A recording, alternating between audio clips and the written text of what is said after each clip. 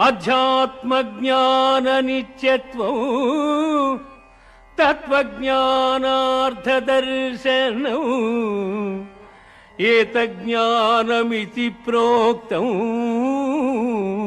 అజ్ఞానం యతతోన్యథా.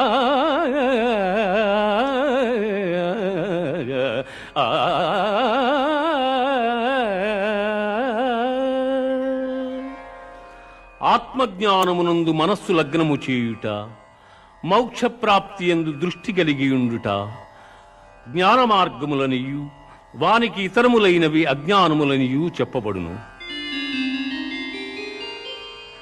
కార్యాకారణ కర్తృత్వే